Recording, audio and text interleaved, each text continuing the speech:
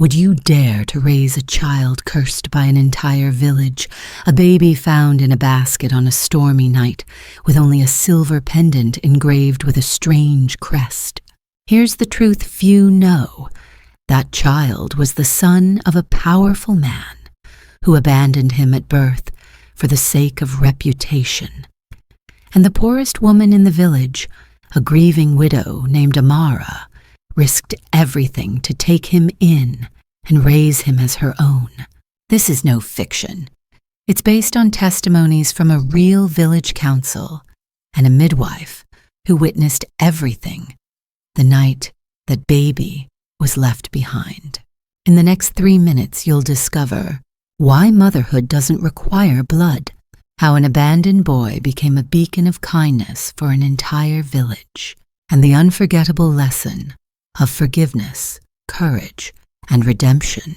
Kamari, now a 17-year-old teacher, once nearly died from the villagers' hatred. But thanks to Amara's love, he survived, forgave his birth father, and chose to stay with the woman who raised him, despite the chance at a luxurious life. Don't scroll away. If you've ever doubted that love can rewrite destiny, this story will change your mind. Stay until the end to see why a school named after Amara transformed an entire generation. The rain came down like shattered glass. Wind screamed through the cracks of old wooden walls, rattling the roof until it groaned like an animal in pain. Thunder rolled low and heavy, shaking the narrow alleys of Ndlovu. Inside a small clay hut at the farthest edge of the village, Amara woke with a start. Her breath was shallow, heart pounding, palms slick with sweat. Something had pulled her from sleep. Then she heard it again, faint, broken, almost lost beneath the howl of the storm. A knock. Her bare feet touched the cold, damp floor. She paused, straining to listen. The knock came once more, softer this time, like someone too weak to insist. Amara wrapped her shawl tighter and moved toward the door, each step slow, cautious, as if the shadows were watching her. She unlatched the wooden beam, and the door creaked open against the weight of the wind. The sight stopped her breath. A small wicker basket lay on the threshold, drenched, trembling under the violent rain. Inside, a newborn boy, his skin dark and slick, wrapped in faded cloth, tiny fists clenched and trembling from the cold. His cries came in ragged bursts, like the last embers of a dying flame. Around his fragile neck hung a silver pendant, its surface engraved with an unfamiliar crest, an intricate symbol of spiraling lines and intersecting moons. Under the storm's dim light, the silver seemed to glow faintly, as if holding its own memory of fire. Amara dropped to her knees. Her hand shook as she reached into the basket, pulling the wet cloth tighter around the baby. Beneath the bundle, her fingertips brushed against a small square of fabric, coarse, deep blue, embroidered with the same crest as the pendant. The mark was no coincidence. Somewhere far beyond this storm, someone had claimed this child. The wind whipped around her, stinging her face with rain. For a heartbeat, she hesitated, her gaze drifting toward the forest's edge beyond her hut. There, through the blur of water, a shadow moved, tall, silent, watching. Her breath caught. When she blinked, the shadow was gone. The baby's thin cry dragged her back. She pushed the door closed, dropped the latch into place, and set the basket on the woven mat near the hearth. The fire had long since died, nothing but faint orange ash. With trembling hands, she gathered the last of the dry twigs, coaxing the ember to life until a fragile warmth began to breathe again. She peeled off the baby's wet cloth, replacing it with a strip of old cotton she'd kept from her late husband's tunic. The fabric smelled faintly of smoke and earth, the scent of a life long gone. As she tucked it around the tiny body, the baby's cries softened, turning into small, shuddering breaths. Amara brushed the curls from his damp forehead and whispered without thinking, "You're safe now." Her words vanished into the crackle of the fire. Lightning split the darkness outside. For an instant, the pendant glimmered bright in the pale flash, and Amara stared at it, as if the metal itself might answer the storm of questions rising in her chest.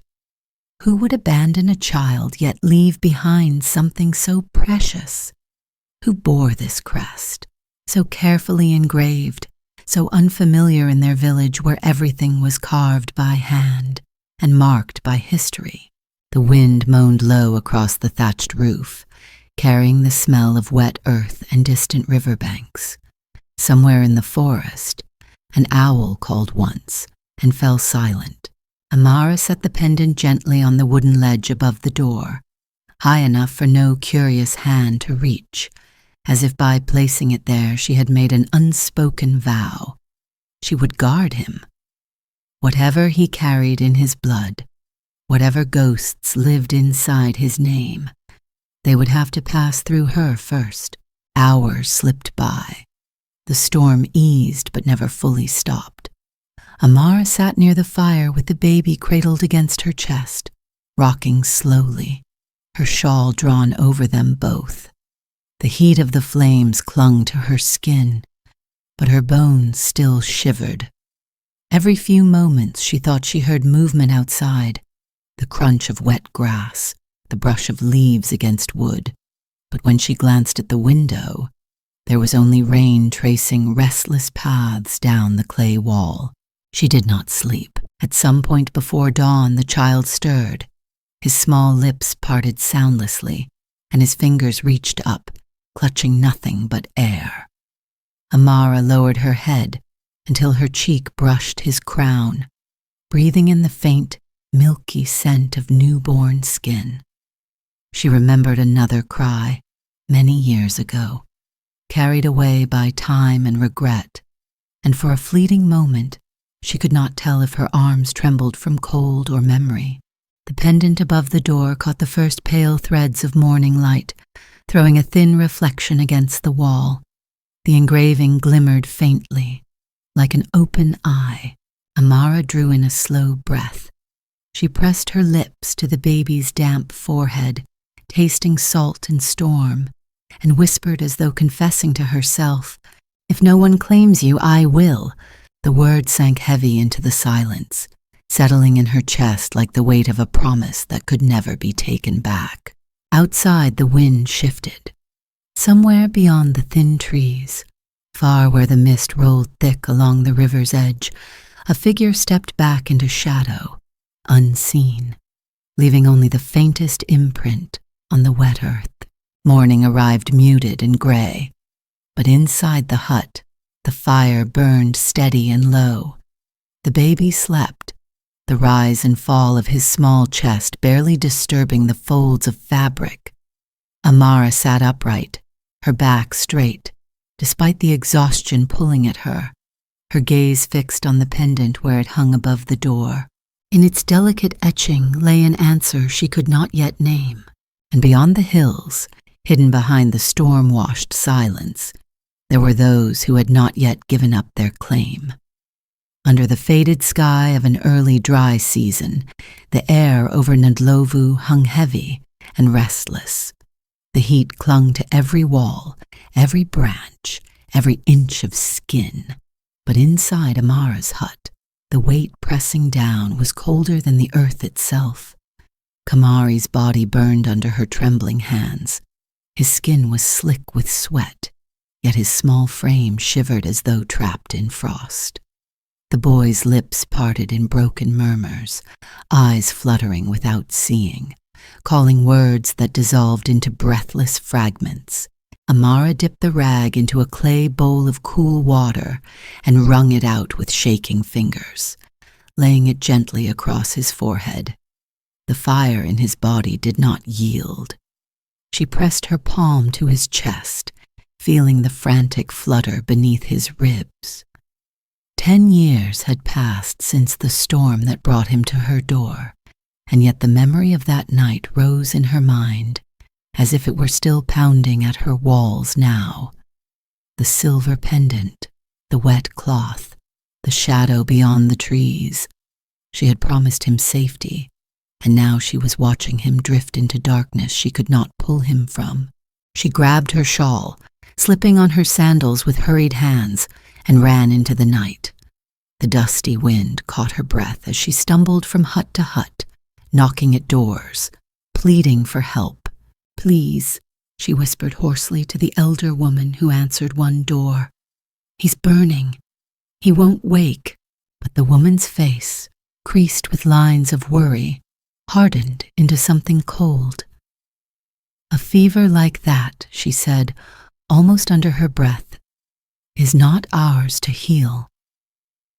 The door closed softly, gently, as though pity made it worse. At the next house, the answer was the same. At the third, she was met with silence. By the time she reached the last cluster of homes, her lungs burned from running. The people of Nandlovu had not forgotten the rumors. A strange baby, left on a widow's doorstep in a storm, wearing a silver crest, none had seen before. They had never said it aloud, but Amara knew what they whispered in their own walls. The boy carried something cursed or claimed, and they dared not touch what was not theirs. She stumbled back toward the edge of the village, throat raw from pleading. The moon hung low and swollen, veiled by drifting clouds, throwing soft, uneven shadows across the narrow paths. And then, as she reached the far edge of the thorn groves, she stopped. A figure stood there, half veiled in mist rising from the earth. An older woman, her shoulders wrapped in a shawl of faded green, silver beads threaded loosely through her graying hair. She carried no lantern, yet her eyes caught the moonlight and held it, steady and unblinking. "You're Amara," the woman said, voice low, rough as dry leaves. It was not a question. Amara hesitated, swallowing the sharp dryness in her throat. "Please," she rasped, "my boy, he's dying." The woman stepped closer, and the faint scent of crushed leaves and river soil drifted with her. She untied a small leather pouch from her belt and held it out. Inside were thin, curled leaves, dark as river stones. "Boil these," she said, her gaze fixed and certain. "But not yet." Amara blinked, confused and frantic. "He has no time." "Not yet," the woman repeated softly, almost like a chant. "When the moon reaches its highest, the medicine will listen." Amara looked past her, at the sky heavy with clouds, unsure whether to believe, but desperation silenced every doubt. She took the pouch and turned to run, but the woman spoke again, her voice a shade lower, almost buried under the rustling of grass. "Do not let anyone else touch him, only your hands." When Amara looked back, the woman was already moving into the mist, swallowed by shadows between the twisted trees. Back in the hut, Kamari's breathing came shallow and ragged. She lit the small clay stove, feeding it with the last sticks of dried wood, and waited, pacing as if each step could keep the boy tethered to the world. She glanced at the sky through the open window, watching the moon climb, slow and deliberate, until it stood alone in its silent throne. She boiled the leaves just as instructed, the sharp, bitter scent filling the hut. She dipped the cloth into the dark liquid and wiped his skin, her hand steady though her heart staggered beneath her ribs. The warmth of the steam brushed her cheeks, sticky against her skin, and then she saw it, as she rolled Kamari gently onto his side to wipe his shoulder. Her gaze froze. Just below his collarbone, faint but sharp against his damp skin, lay a birthmark, a crescent shape, thin and deliberate, the color of old wine pressed beneath the surface of his flesh. Amara's breath caught in her throat. She brushed her thumb across it, expecting it to blur, to vanish into damp skin. But it stayed, stubborn and unyielding, like a seal pressed into wax. The pendant above the door shifted in the night breeze, clinking softly against the wooden frame. The fever broke just before dawn. Kamari stirred weakly, his eyes heavy but lucid, finding Amara's face with a slow, clumsy turn of his head. His lips parted, and his voice, hoarse, cracked from thirst, formed one fragile syllable. "Mama." It was the first time he had ever said it. Amara's breath shuddered as she gathered him close, holding him against her heart as though her arms alone could keep the world from stealing him. Her tears dampened his curls, mixing with the faint dampness of his skin. From outside, a soft sound rose, the whisper of footsteps on the packed earth.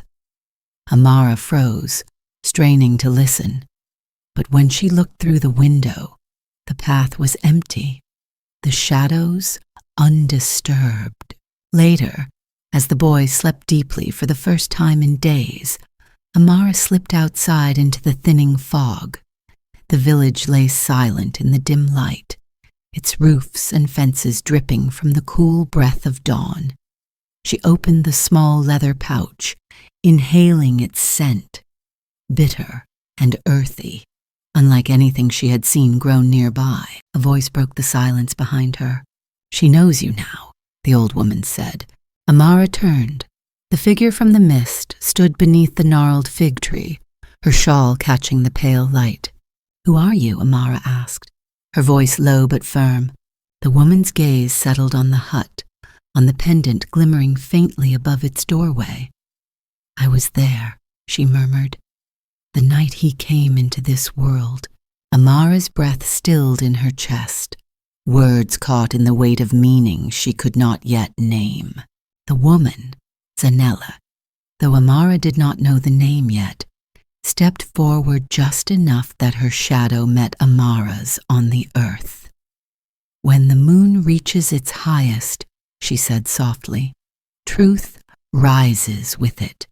You should be ready when it comes."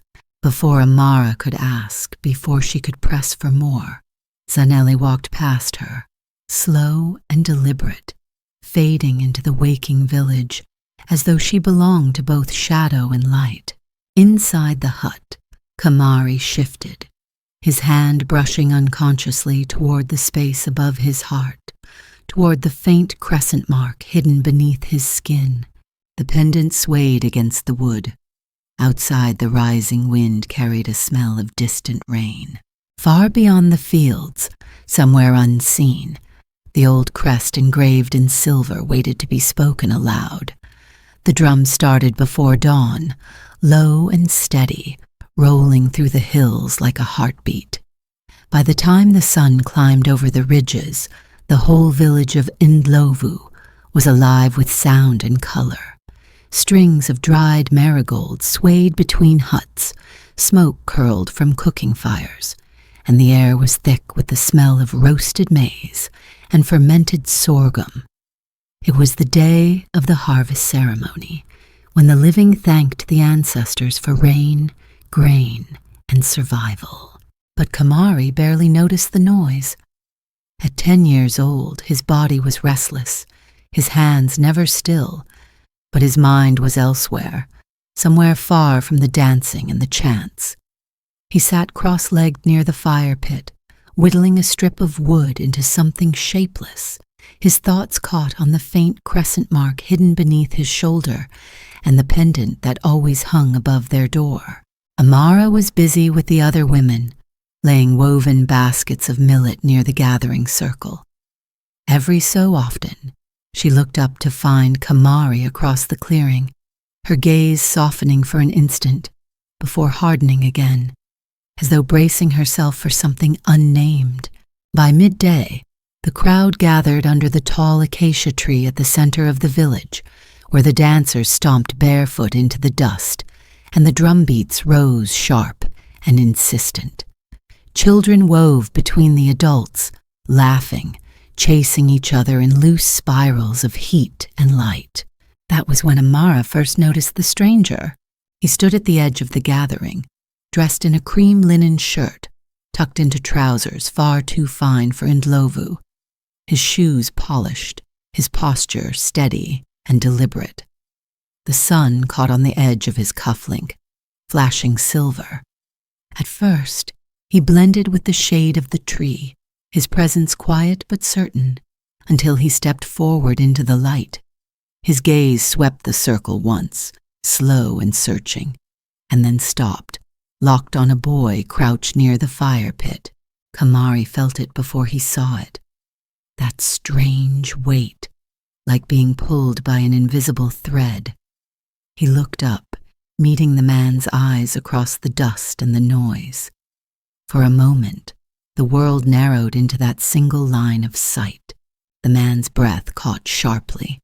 His hand rose, as if reaching toward something long lost, and then Kamari bent forward to pick up a stray bead from the ground, his collar slipping just enough to bare the skin of his shoulder. The mark, a pale crescent, clear against the sun-warmed brown of his skin. The man froze. Later, Kamari would remember the look in his eyes. Not shock, not even wonder, but recognition. When dusk fell and the drums faded, Amara was gathering the last of their baskets when she heard soft footsteps behind her. She turned, clutching the handles tight, and found herself staring into that same stranger's face. He spoke her name like someone recalling an old wound. Amara, she stiffened, instinctive and sharp. Do I know you? You did, he said, voice low. Once. He hesitated, glancing past her toward the hut where Kamari slept, and something unspoken passed between them, like the shift of wind before rain. Who are you? She asked, though part of her already feared the answer. My name is Kwabena, he said, and I believe that boy is my son. Her grip on the basket faltered. She almost laughed, bitter and breathless. Your son? I was told he never lived. Kwabena's voice trembled for the first time, as though speaking the truth peeled something raw from his chest. I was told he was gone. He reached into his satchel and pulled out a small leather case. Inside lay a silver pendant, half of a broken piece, engraved with the same spiraling crest as the one above Amara's door. The air seemed to fold in on itself. Amara stared, her throat dry, her body rooted to the ground. The other half, the one she had guarded for 10 years, waited above her doorway, like a silent promise. Kwabena stepped closer, his gaze steady but soft. He carries my blood, the mark on his shoulder. It's in my family for generations. And this, he gestured toward the pendant, was made in pairs. Her mind raced. The fever nights, Zanelli's whispers, the way the pendant had glimmered like an open eye under the storm's first light. But Amara stood tall, forcing steel into her voice. You abandoned him. Kwabena shook his head sharply. No, they took him from me, my family. They told me you'd left, that the child was dead. His hand trembled as he set the pendant gently on the edge of her basket, as if laying down something too heavy to hold. I never stopped looking. Silence stretched between them, taut as a rope fraying at both ends. The cicadas sang in the thorn trees, and somewhere beyond the ridge, thunder rumbled faintly, though the sky above remained clear. That night, long after the fires died and the villagers drifted into sleep, Kwabena came to her hut again. He stood outside, quiet as a shadow, until Amara stepped into the doorway. You can't just walk into our lives after 10 years, she said, her voice low but fierce. He's not yours to claim. Kwabena's expression shifted, but his tone stayed calm. I'm not here to take him by force, but he deserves the truth. He deserves the life that was stolen from him.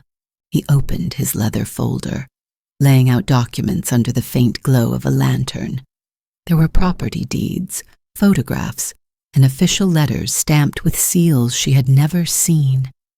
Each bore the same crest etched into the pendant. Amara's breath hitched. This isn't just about me, he said quietly. My family. They are powerful, and when they learn he lives, they will come. She turned away sharply, staring at the pendant above the door, at the shadow of Kamari curled against his mat inside. You should leave, she whispered. Kwabena's voice softened into something raw, stripped of defense. Amara, I didn't know. If I had, I would never have left you, either of you. For a long moment, she didn't answer. She felt the weight of 10 years pressing against her ribs, years of stolen quiet, of watching Kamari's laughter bloom beneath the hush of whispers and sideways glances. Finally, she said, almost to herself, He is my son. Kwabena's gaze lowered, his fingers tightening around the edge of the folder. And mine, he said, quiet as falling dust. From inside, Kamari stirred. He woke halfway, rubbing his eyes, and caught the last glimpse of Kwabena's silhouette against the doorway, before the man turned and walked away into the darkness. Later, lying awake beneath the steady hum of crickets, Kamari whispered into the quiet of the hut, Mama, who was that man? Amara closed her eyes. Her hand brushed across his curls, steady though her heart was not. Go back to sleep, she murmured, but she knew this question would not rest. Not for him, not for her. Above them, the pendant swayed softly, casting a fractured shadow across the wall. The two broken halves, still worlds apart. Outside, the drums had long since stopped, but the sound lingered in the earth like a second heartbeat. And somewhere beyond the hills, unseen in the dark, forces already shifted, carrying old names and older debts closer to their doorstep. Tomorrow, nothing would be the same. The first knock came before sunrise, sharp against the wooden frame, too deliberate to be the wind. Amara startled awake, her chest rising fast beneath the thin cloth. As the second knock followed, louder, steadier. Kamari stirred on his mat, half turning toward the door, but she raised her hand gently, signaling him to stay where he was. When she pulled the door open, the day outside was still gray, caught between night and morning. Two men stood there, their linen shirts crisp, their boots caked with faint city dust that had no place in Endlovu's red soil. Between them stood Kwabena, his jaw tight, his hands clasped behind his back. Behind him, a third man stepped forward, his leather case clutched like a weapon. Amara, Kwabena said softly, his voice measured. This is Mr. Adu, my attorney. The man in the suit opened the case without greeting. Inside lay papers, neatly stacked, each bearing the sharp weight of ink and crest. He unfolded one and set it on the rough table just inside the doorway. This, Adu said, his voice clipped, is a temporary guardianship order, certified and sealed by the court of Kumasi. He slid the document closer, tapping the official seal. Legally, Mr. Kwabena is entitled to assume custody until the matter is fully resolved. Amara stared at the paper, her hands tightening at her sides, the soft thrum of her pulse loud in her ears. The crest, that spiraling mark etched into the silver pendant above the door, shone faintly in blue wax at the bottom of the document.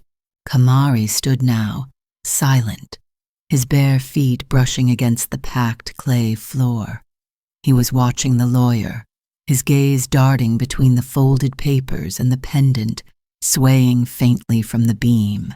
Kwabena stepped inside, slow, careful. "I'm not here to fight you, Amara," he said, "but I came prepared, because my family—" He hesitated, searching for words. "They won't wait much longer to claim what's theirs." "Yours," she corrected softly, bitterness in the breath between syllables. Kwabena glanced at Kamari, something unspoken heavy in his eyes. "Ours," he whispered, almost to himself. From outside, the faint crunch of footsteps stirred the silence. Obinna, the village elder, approached, his carved walking stick tapping softly against stone. He carried no expression but the kind of authority that came from decades of listening and judging. "Trouble travels fast in small places," Obinna said, stepping into the hut as though invited. His gaze swept over the documents, the polished briefcase, the polished shoes. "What is this?" Kwabena straightened, meeting his eye. "A chance to give Kamari a better life," he said simply, gesturing toward the papers. "Education, opportunities, a future he cannot have here." Obinna's gaze shifted toward Amara, but he said nothing. The silence dragged, heavy as iron, until it seemed to press against the walls. Kamari's small voice broke through it first. "Is it true?" he asked, his words rough, uncertain. "If I go, I get to see the city?" Amara's head snapped toward him, her throat tightening, but she said nothing. Kwabena nodded once. "Not just see it, live it." Crouched down, his hands resting lightly on his knees, so his face met the boy's. "Schools, books, choices, everything I was given when I was your age." Kamari's jaw worked soundlessly, his fingers curling against his side. Amara saw the glint in his eye, curiosity layered with longing, a tiny flame she had always feared and protected him from. She reached out, laying a hand gently on his shoulder. "It isn't that simple," she murmured. Kwabena straightened, his voice still low but steadier now. "It can be. I'm offering you everything he deserves." Amara turned on him then, sudden and sharp. "Deserves," she repeated, her voice breaking despite herself. "He deserves safety. He deserves love. He deserves not to be a pawn between blood and pride." Obinna cleared his throat softly, leaning on his stick. "The boy," he said, almost to himself, "carries more than one family's name now." His gaze shifted to the documents. "And yet these seals, they have weight beyond this village." Kwabena reached into the case again, drawing out a smaller envelope this time. From it, he removed a velvet pouch, setting it on the table. When he pulled the strings loose, golden coins spilled onto the wood, catching what little light crept through the open doorway. "This," Adu said flatly, "is a gesture of good faith, support for his education, regardless of what you decide today." The room was silent except for the faint scrape of a single coin rolling toward the edge of the table, spinning once before falling into Amara's palm. The weight of it was cold, heavier than it looked. Her stomach twisted at the crest engraved into its face. The same endless spiral, mirrored on the pendant above her head. Kamari's breath caught quietly. He stared at the coins, his small chest rising fast beneath his shirt. The city lived inside those glints of gold, in the clean, careful letters printed on paper, in the sharp scent of wax and ink. Amara saw it in his eyes and felt her heart fracture. That night, long after Kwabena and Adu left, after Obinna disappeared into the thinning twilight, the hut fell silent, except for the steady hum of crickets. Kamari lay on his mat, pretending to sleep, but his breathing was uneven, his shoulders tight beneath the thin blanket. Amara sat near the doorway, her fingers locked around the pendant's broken half, twisting it gently between her hands. The wind shifted, stirring the embers in the fire pit, and outside, the distant drums of another village carried faintly across the valley. Kamari turned over at last, his voice low, almost lost beneath the sound of the night. "Mama, do you think he's right?" She didn't answer. She couldn't. The silence between them said everything she feared. She rose, crossing the room in 2 quiet steps, and blew out the oil lamp. Darkness filled the hut, deep and absolute. The pendant swayed once in the moving air, catching the faintest whisper of moonlight, and the crest carved into its surface burned brighter than the room around it. In that fragile hush, Amara understood what she had refused to say aloud. The battle for Kamari had only begun. The crowd gathered beneath the baobab tree, shadows of its twisted branches spilling across the cracked earth, like long fingers reaching for something hidden. The air was thick with heat and silence, broken only by the restless shuffling of feet and the distant hum of cicadas. The Council of Ndlovu had called the entire village together, and word spread faster than wildfire. Today, they would decide the boy's future. Amara stood near the center of the gathering, her shawl wrapped tightly around her shoulders, as though it could shield her from more than the morning sun. Beside her, Kamari clung to her hand, his palm damp and trembling, his eyes wide and uncertain. Across the circle, Kwabena stood tall, his linen shirt pristine despite the dust, his presence pulling attention like a tide. Tribal drums struck once, twice, 3 times, the signal that the meeting had begun. Obinna, the village elder, stepped forward, leaning on his carved walking stick. The lines on his face were etched deep, carved by years of carrying other people's quarrels. When he raised his hand, the murmurs fell away. "This dispute concerns not just a mother and a man," Obinna said, his voice steady, carrying without effort. "It concerns all of Ndlovu." He gestured to Kwabena, whose gaze swept over the crowd before settling on Amara. "Kwabena has made an offer," Obinna continued, "one that could change the life of this child, and perhaps the life of this village." A ripple passed through the crowd. Whispers darted between neighbors like restless birds. Kwabena stepped forward, placing a small carved chest onto the stone slab at the center. When he opened it, sunlight struck polished metal, coins of gold and copper, glinting like captured fire. Gasps rose around them, soft but sharp, like the cut of dry grass beneath bare feet. "This is for Ndlovu," Kwabena said, his voice carrying with quiet force. "A new well to replace the one that runs dry each summer. A proper grain store to end the hunger in drought years. Tools, roads, a future." He paused, letting the weight of his words sink deep. "All I ask," he said softly, "is that my son comes with me." A woman near the edge of the crowd whispered, "One child for a well? One life for food?" Her voice cracked under the thought, but no one answered her. Amara felt every breath lodge heavy in her chest. Her hand closed around Kamari's smaller one, holding him closer as though he might slip away into the air itself. Then, from the far side of the crowd, a figure stepped forward. A worn shawl, a faded green scarf, silver beads glinting faintly in the sun. Zanila. Her face carried the weight of years and secrets, and when she walked, the murmurs ceased.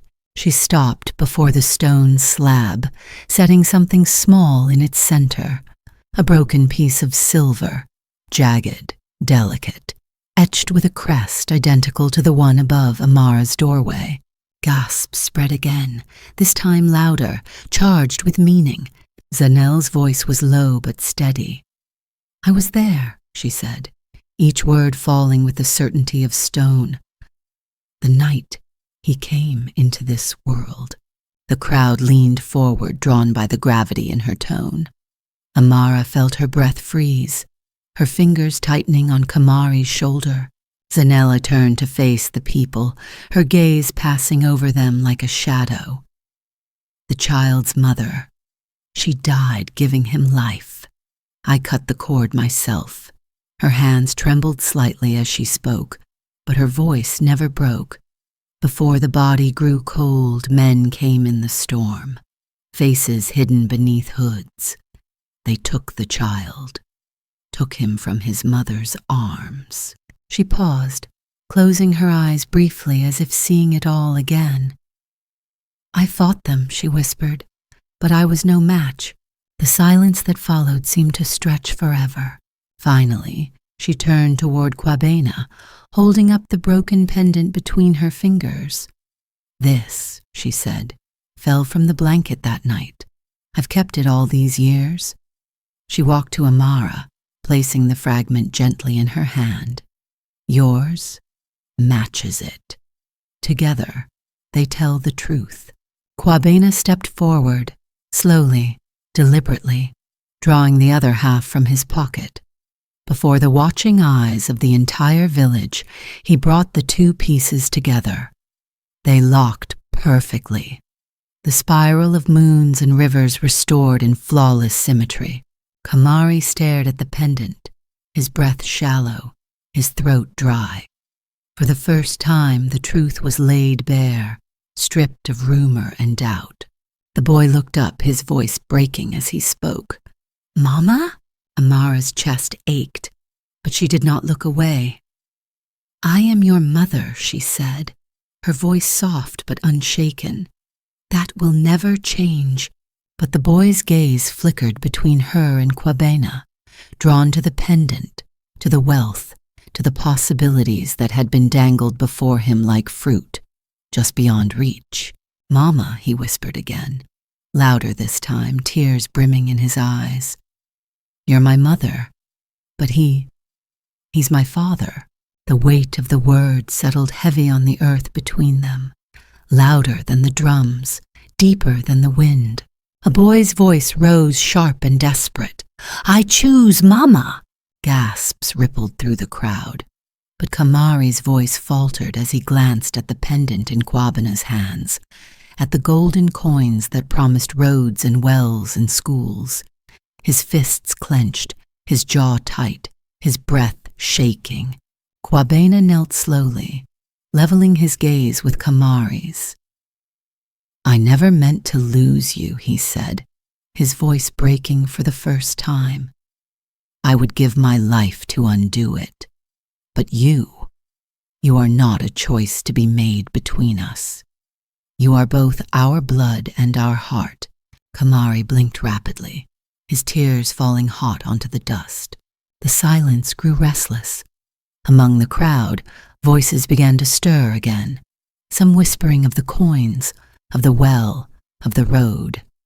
Others murmured about lineage, about blood, about rights given by birth. Amara heard it all, each word slicing clean through her like thin, invisible knives. Abena raised his hand once more, his voice low but commanding. "Enough. We will hear no more today." He leaned heavily on his stick, his face unreadable. The boy's future cannot be traded like grain. But the murmurs did not stop as the people began to disperse. Amara heard their footsteps grinding into the earth like grinding teeth, the promise of tension unbroken, waiting to boil over again. Zainel touched her arm as the crowd thinned, her voice quiet. "The truth is out," she said, "but truth is not peace." That night, the hut was silent, but for the soft breath of crickets beyond the window. Kamari lay curled beneath his blanket, his back to Amara, his shoulders trembling though he made no sound. Amara sat cross-legged on the mat, staring at the pendant resting between her palms, its weight impossibly heavy for its size. Outside, the wind shifted, carrying the faint, distant rumble of drums from a neighboring village. Somewhere in that deep hum, a promise waited. The fight had only just begun.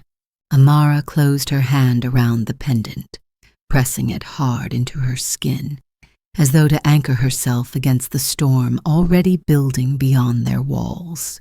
And beneath the quiet, another question rose in the dark, silent but sharp. How long could love stand when the law, the blood, and the whole village weighed against it? The storm came before midnight. It rolled down from the hills with a roar that swallowed the crickets, shaking the ground beneath the village. Lightning split the sky into jagged veins of white, burning against the darkness. Rain battered the thatched roofs like fists, soaking the earth until the paths became rivers of red mud. Inside Amara's hut, the air was thick with dampness, heavy and restless. The pendant above the door swayed with the shifting wind, its soft clink against the beam sharp in the quiet between thunder. Kamari sat cross-legged on his mat, hugging his knees, eyes fixed on the fire where embers struggled against the draft. Kwabena stood near the doorway, shoulders hunched, soaked through from his walk in the storm. He'd come without warning, without invitation, his face pale beneath the lamplight. His hand trembled slightly as he reached for the small flask at his belt, unscrewing it with practiced ease. "You shouldn't be here," Amara said, her voice low but sharp as flint. "The council decided nothing today. Let him rest." Kwabena drank deeply, wiped his mouth with the back of his hand, and stared into the floor, as though avoiding her gaze made the words easier to say. "I can't rest," he whispered. "Not until I speak the truth." Amara hesitated, sensing something raw beneath his calm. "Then speak it." He lowered himself slowly onto the mat, his knees creaking against the hard clay floor. The storm outside thundered, the hut's thin walls shaking under its weight. But Kwabena's voice came steady now, stripped bare. "My family forced me," he began, his eyes fixed on the swaying pendant above the door. "They made me leave her, the woman I loved, your boy's mother." Amara drew a breath but said nothing. "She was not from a name they approved of," he continued, his hand closing around the flask as though anchoring himself. "And when she became pregnant, they said she'd ruin us all. They gave me a choice, walk away or lose everything my bloodline had promised me. I was weak. I chose wrong." His voice cracked then, barely audible above the rain. "They told me she died, that the child died with her." He pressed a hand to his face, his breath uneven.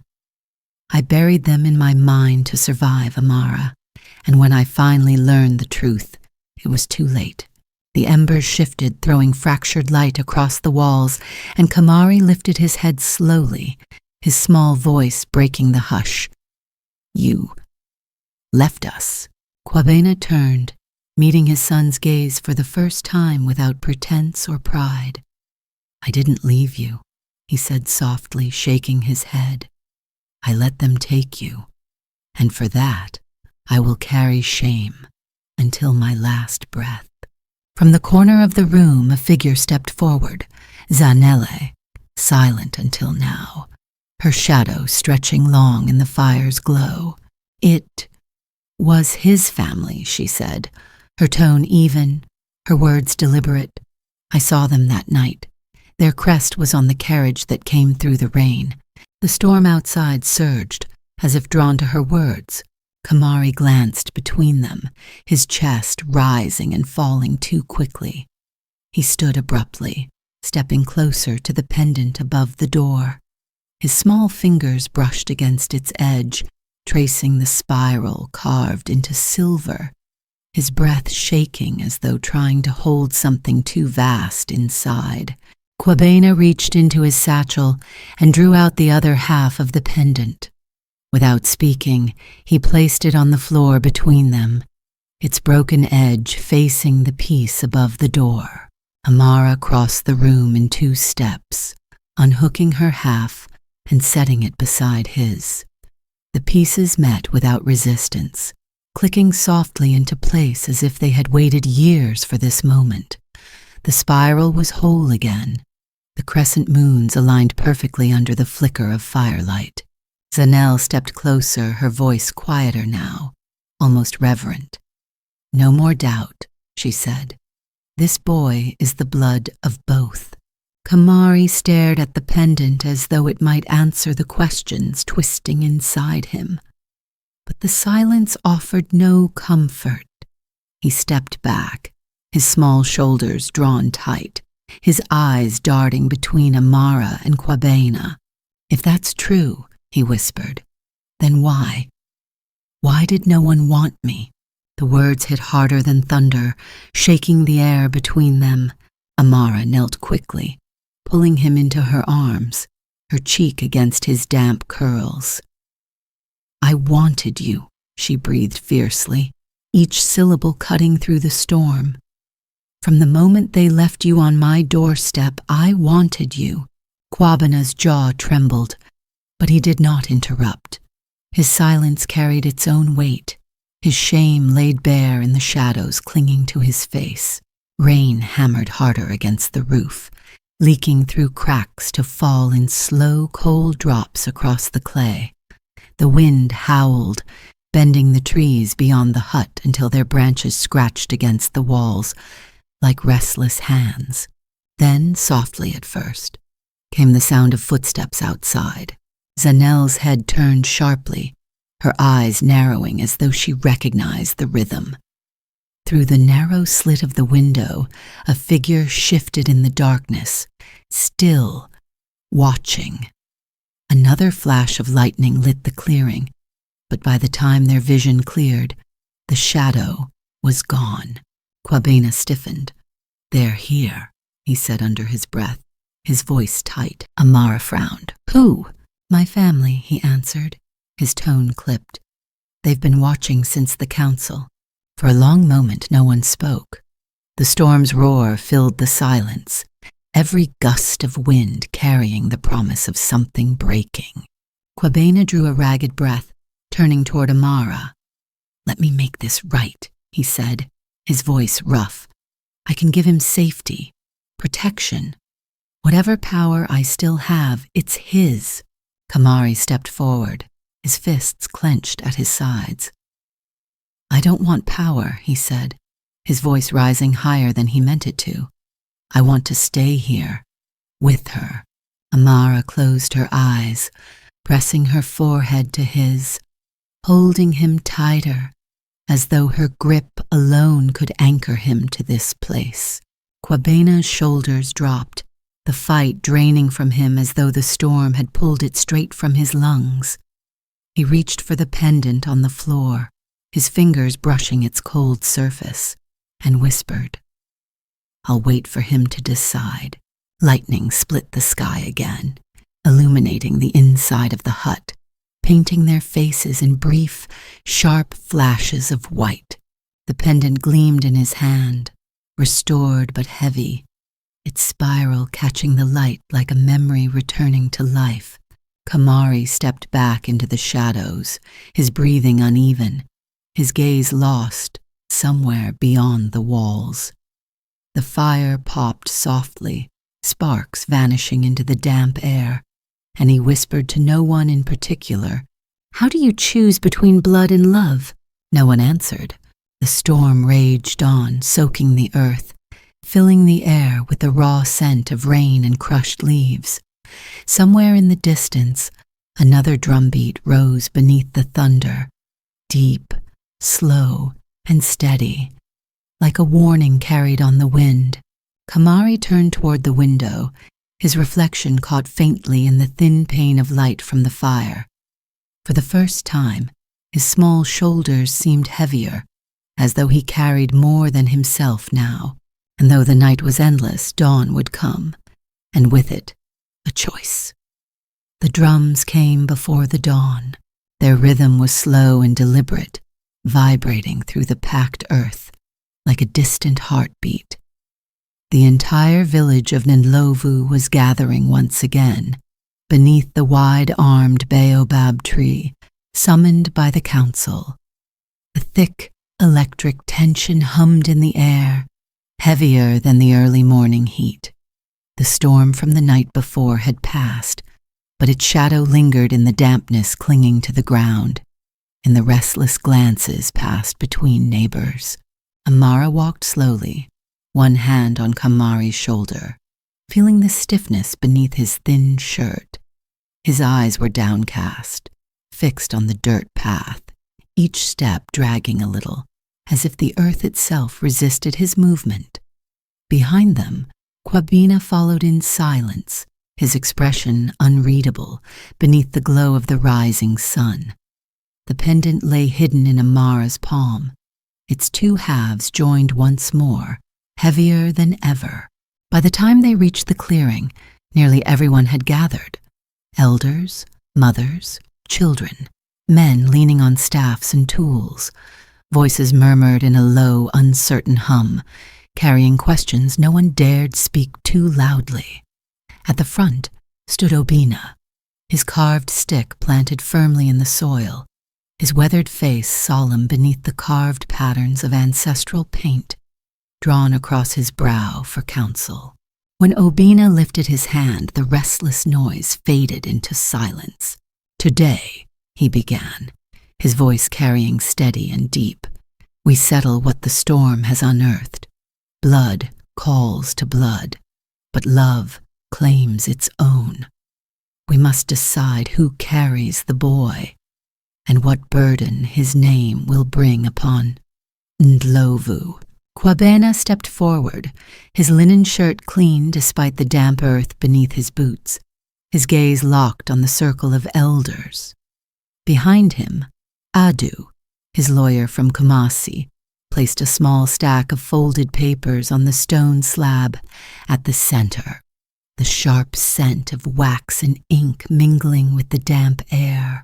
"All these are certified," Adu said, his tone clipped but clear. "By court seal, my client, Mr. Kwabena, has the legal right to guardianship." A ripple of murmurs moved through the crowd, some hushed, others bitter. One woman whispered, "Seals and papers don't raise children." Another voice answered, "Seals and papers build roads." Obina raised a hand again, silencing them. "We will hear all sides," he said, "and the boy himself, too."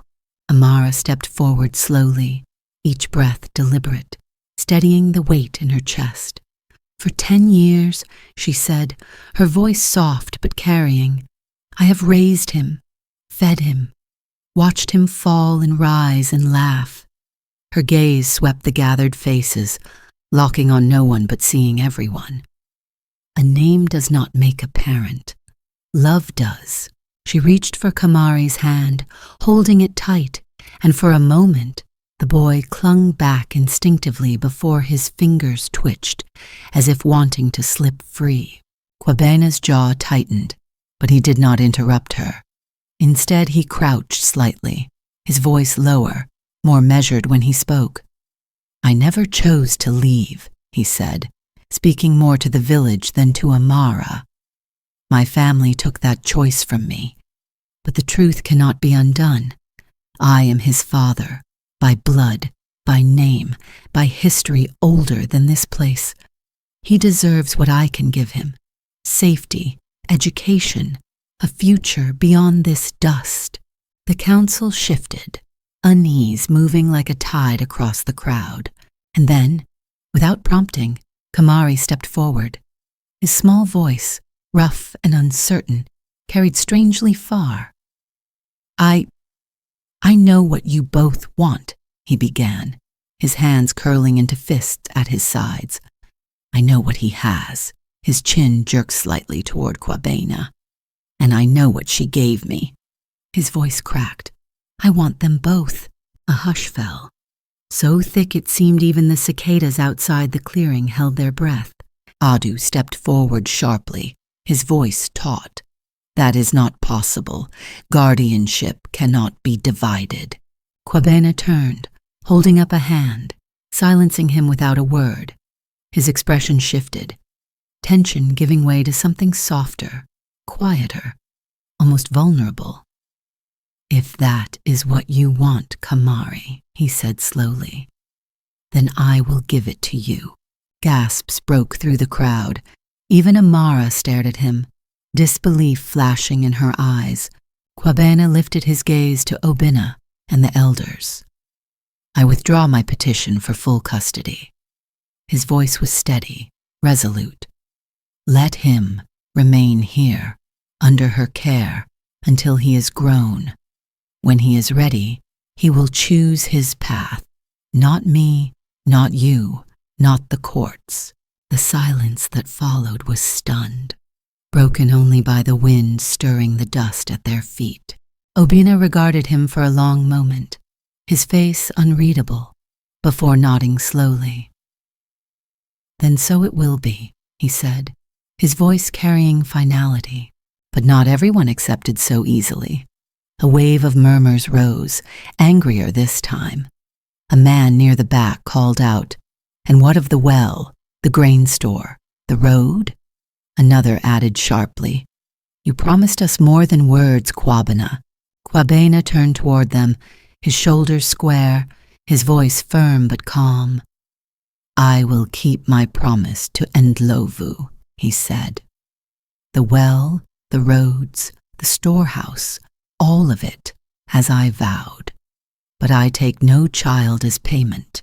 For a moment, the tension broke, replaced by an uncertain quiet. Yet beneath the surface, Amara could feel it.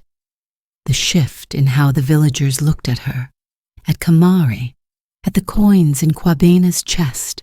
Later, as the crowd dispersed, Amara stood beneath the baobab, the pendant clenched in her palm, the joined halves pressing into her skin until it left a faint spiral etched there. Zanele approached silently, her shawl pulled tight against the cooling air. "You've won for now," Zanele said softly, "but victory is not peace. His name still carries weight far beyond these hills." Amara didn't answer. Her gaze was fixed on Kamari, standing apart from the others, his small hands buried deep in his pockets, staring down at the dust as though searching for something he couldn't name. That night, the village was restless. The air was heavy with unease, neighbors whispering behind closed doors, the promises of wealth and change weaving their way into the dark. Inside the hut, Kamari sat cross-legged on his mat, silent. Amara knelt before him, brushing his curls back from his forehead. "You're safe," she said softly. "For now." But his eyes didn't meet hers. Instead, they fixed on the pendant resting between them, its spiral catching the faint lamplight, whole again, yet weighted with history. And somewhere beyond the fields, far past the river's bend, lights burned faintly in the night. Moving lights, too many to belong to hunters or traders. Forces beyond the hills had begun to stir. The boy had been claimed by love today, but blood had not finished calling. The first stone fell into place beneath a washed-out sky. The sun glimmered pale behind thin clouds, soft light spilling over the red earth of Ndlovu. A hush hung over the clearing, broken only by the rhythmic scrape of trowels and the low hum of voices. Where the old thorn grove once grew wild, the village gathered to watch the ground reborn. Children sat cross-legged on the slope, their knees dusty, their voices quiet with awe. At the center stood Kamari, taller now, his bare feet pressed against warm soil as though anchoring himself to something deeper than roots. In his hand he held the silver pendant, whole, gleaming, its spiral crest glinting in soft fragments of light. When Obinna handed him the small carved brick, He hesitated only a heartbeat before lowering it into the wet mortar. The first classroom wall had begun. Kwabena stood nearby, sleeves rolled to his elbows, the fine polish of city life stripped away beneath a sheen of sweat. He had donated the land and pledged his fortune, but he worked alongside the others now, hands roughened and marked with dust.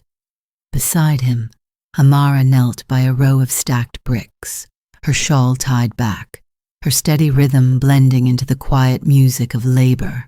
No one spoke of the council's decision. No one needed to. Today, something larger than disputes had rooted itself into Ndlovu's soil, but not everyone watched with open hearts. Near the fringe of the gathering, voices murmured, some bitter, some fearful. The promise of roads and wells had quieted many arguments, but beneath the surface fault lines remained, between loyalty and resentment, blood and belonging. Amara heard them sometimes in passing, whispered late at night beyond the light of cooking fires. They build a school for his name, not ours. What if the boy leaves when he grows? Who will we be when they carry his history into ours? But when she looked across the clearing and saw the children's faces lifted toward the rising wall, the doubts dissolved like mist. Later, under the shade of the old baobab, Obinna unrolled a strip of parchment and announced the name to the gathered crowd. From this day forward, he said, his voice ringing clear, this place will be known as Amara's school. The name rippled across the crowd like wind bending tall grass. Amara froze, her breath catching in her throat, the pendant clenched in her palm without thought. She looked toward Obinna, searching his lined face for an explanation. You gave him life when the world abandoned him, he said simply. Let the name hold that truth. Her eyes softened, though they glistened faintly in the sunlight. She turned instinctively to Kamari, who watched her with an unreadable expression. Pride mingled with something quieter, heavier, something unspoken. But before she could step toward him, Zanele appeared, her shawl drawn tightly against the wind, the leather-bound ledger tucked beneath her arm. Without a word, she walked to the front of the gathering and laid the book across the fresh cornerstone. This, she said softly, belongs to him, and to all who come after. Amara brushed her fingertips across the cracked leather cover, noticing the faded marks burned deep into its surface. Midwife's records, births and deaths, beginnings and endings. Zanelli looked toward the crowd, her voice steady though it carried a tremor beneath it. This ledger holds the story of a night we tried to bury, she said, glancing at the pendant glinting faintly at Kamari's neck. It carries the names of the ones who thought blood could choose worth, and of those who chose love instead. Children pressed closer, their small bodies leaning into one another, eyes wide, as if listening to something older than themselves. Kamari touched the cover gently, tracing letters he couldn't yet read, his thumb pausing over the page where his own entry lay. For the first time, he did not flinch at seeing his name written there. Weeks passed, and the walls rose brick by careful brick. The smell of wet clay hung in the air, mingling with the resinous smoke of acacia fires. Hammers rang faintly from dawn to dusk, their rhythm woven into birdsong and children's laughter. At night, when the village quieted, Amara would sit outside their hut and listen, to the low murmur of distant voices, to the shifting of the earth beneath her feet, to the faint metallic chime of the pendant swaying softly against the door frame. Sometimes she thought she could still feel unseen eyes on them, shadows passing at the edge of the thorn grove long after the others had gone to sleep. But each time she turned, the path lay empty, silent, save for the rustle of dry leaves. The day the first classroom opened, the village gathered again. Baskets of roasted maize and ground nut stew lined the steps, and the new wooden door creaked faintly beneath children's excited hands. Kwabena addressed them briefly, his voice warm but restrained, careful not to step into pride. "This school belongs to Ndlovu," he said, his gaze sweeping the crowd before resting briefly on Kamari, "and to every child who believes knowledge is stronger than fear." When the ribbon was cut, a cheer rose, sharp and bright, spilling across the clearing like sunlight breaking through heavy clouds. Kamari sat in the front row that day, his knees dusty, a stick of chalk already staining his fingertips white. As the teacher traced letters across the rough slate, he glanced once at Amara standing outside the doorway, her shawl catching the breeze, her expression unreadable except for the faintest, quietest smile. Zanelle's ledger became the first book in the school's library. She placed it on the shelf herself, her hands lingering on the worn leather spine before stepping back. The children crowded around it, whispering, running their fingers lightly across the carved initials on its cover, as if touching proof of their place in the story. That night, after the laughter faded and the fires died, Amara sat alone beneath the baobab tree, her legs tucked beneath her, the pendant lying cool in her palm. Its spiral caught the pale glow of the rising moon, reflecting 1,000 shades of silver across her skin. Kamari approached quietly, his steps soft against the damp earth. Without speaking, he sat beside her, his shoulder brushing hers, his gaze lifted toward the stars tangled between the wide branches above them.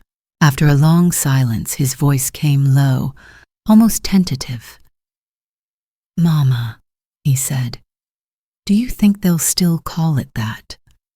When I'm grown?" Amara turned to him, confusion flickering briefly before she understood. She closed her hand gently over his. "They'll call it what you make of it," she said. "Your name is more than where you came from. It's what you choose to carry forward." Kamari nodded slowly, though his brow remained furrowed, as if holding a thought too large for words. The pendant chimed softly between them, stirred by a sudden breeze that rustled the leaves overhead. Beyond the river, thunder rolled faintly, distant but steady. Neither spoke of it, though both heard it. Somewhere far from Ndlovu, old debts still moved beneath quiet hands, waiting, patient as tides. Under the silver glow of the moon, children's voices rose faintly from the schoolyard, carrying fragments of lessons and laughter into the night. Amara closed her eyes, breathing deeply, letting the sound root itself in her chest. For the first time in years, the weight of the pendant felt lighter, not gone, but changed. No longer a relic of loss, but a promise remade. And yet, as the wind stirred and the baobab's branches creaked softly, she knew one truth remained unshaken. Legacies never sleep. There are stories that begin with silence, a silence so heavy it feels like the weight of centuries. And yet within that stillness, a single heartbeat can change everything. This was one of those stories. It reminds us that life is not measured by the blood in our veins or the names written on paper, but by the choices we make when love and belonging are tested. It is in our most fragile moments that we discover the deepest truths about ourselves. Sometimes, the world places us at the crossroads between holding on and letting go, between the comfort of what we know and the uncertainty of what lies ahead. And yet, no matter how different our paths may seem, we are all searching for the same thing, a place to be seen, a place to be loved, a place to belong. This story carries the quiet reminder that family is not simply bound by lineage, but by devotion, sacrifice, and the quiet courage to stand when everything else pulls us apart. Blood may speak, but it is love that answers. Heritage may shape us, but it does not define us. We are not the weight of our origins. We are the meaning we create with every small act of care, every promise kept, every hand we choose to hold. There will always be moments when the past comes knocking, bringing old wounds, forgotten names, and choices we once ran from. But the measure of who we are is found not in what was taken from us, but in what we choose to build when we rise again. In the end, the scars we carry do not make us weaker. They make us human. They teach us to endure, to forgive, and to remember that love is not diminished by loss. It is strengthened by it. And somewhere, beyond the dust of yesterday and the shadows of regret, hope waits quietly.